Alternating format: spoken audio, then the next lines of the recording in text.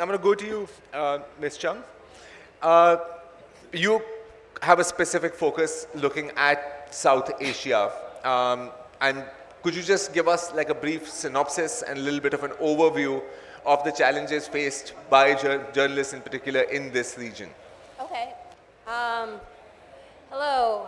Good afternoon, everyone. I hope you had a chance to enjoy an abbreviated lunch. Let me just start by thanking the organizers for the opportunity to sit here on this panel, and it's an illustrious group of co-panelists.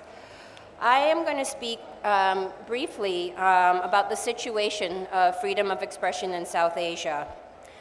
I used to be a regular visitor to the region, but this is my first time back since January 2020.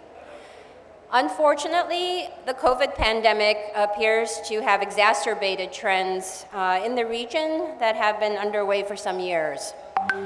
I am going to focus this reflection on the impact of the limitations of this fundamental human right. It is important to keep in mind that the violations of the right to freedom of expression extend beyond media professionals more broadly to human rights defenders and others, including ordinary people, doing their normal activities, like joining peaceful demonstrations to protest government policy, or even just doing their jobs. The indicators for South Asia are not good.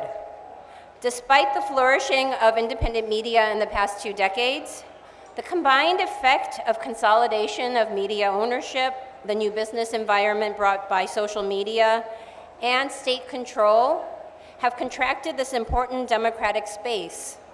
If we look at the region comparatively, South Asian states are falling short of their duties to respect, protect, and fulfill the right to freedom of expression. The Maldives, which comes out at the sort of best ranking, on the World Press Freedom Index for this year, actually, for 2021, ranks 72nd out of 180 countries. Nepal comes in at 106th, Sri Lanka 127th. But India, out of 180 countries, is ranked 142nd. Pakistan is ranked 145th, and that's dropping from its previous position of 142nd. And then Bangladesh comes in at 152nd. Afghanistan, before the Taliban takeover, was ranked at 122nd. I don't need to explain to those of you in this room that a free and independent press is essential to a functioning democracy, that journalists help to hold governments accountable to the people, that they are essential to ensuring that political leadership are reminded of their duties to deliver peace, development, and human rights to the people without discrimination. They remind those responsible for governing their societies of the fundamental principles of transparency and accountability in government, and they help facilitate public trust and participation in decision-making. In many instances, these efforts are coming at great cost to the professionals and individuals who seek to exercise their freedom of expression and to ensure for others the right to information. UNESCO has reported that since January 2019, at least 137 journalists have been killed worldwide, more than 2/3 of them in countries not experiencing armed conflict.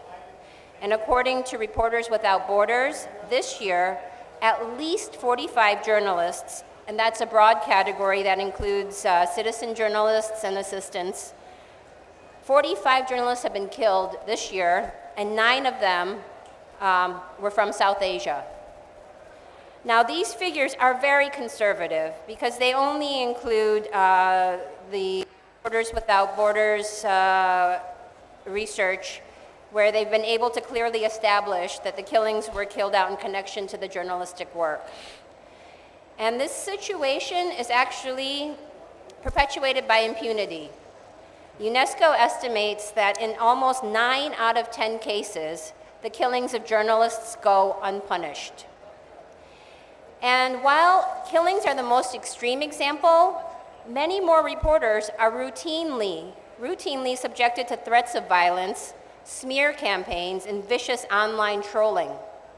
These attacks can be particularly insidious when they target women journalists and bloggers, and those from minority communities. Public officials appear to be complicit in some of these cases, but proper investigations are rare. And it is not just physical hazards from violence, enforced disappearances, or killings. Many governments have been deploying strategies of legal harassment, including in Asia, in South Asia, by applying vaguely defined laws on national security, defamation, incitement, disinformation, cybersecurity, and to do this to silence critics. In some cases, these are old colonial era laws that have been repurposed. Rosina Islam, a journalist, was recently arrested, is now bailed under the Colonial Era Official Secrets Act, and many others have also been detained under the Digital Security Act following their critical reporting of the Bangladesh government's response to the pandemic. Similarly, in Pakistan, human rights defender Idris Khattak is being charged with treason under the Official Secrets Act, and he's going to be tried by a military court, despite being a civilian. The COVID pandemic has provided new impetus for this kind of censorship, where governments have sought to curtail criticism and debate in the name of combating misinformation.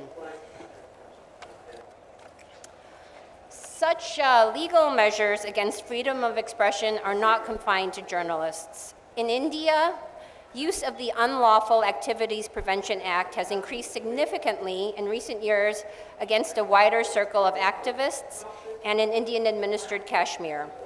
In Indian-administered Kashmir, social media content of government employees is now being subject to police scrutiny for anti-national activities, and this has already reportedly led to dismissals.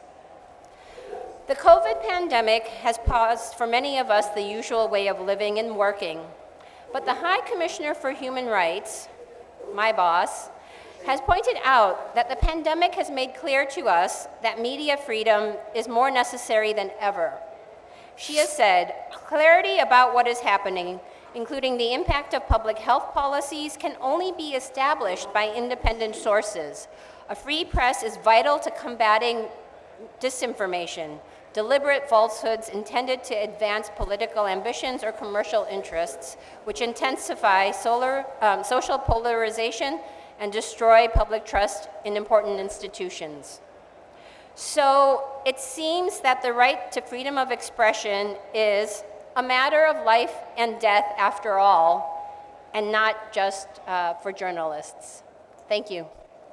Thank you, Ms. Chung.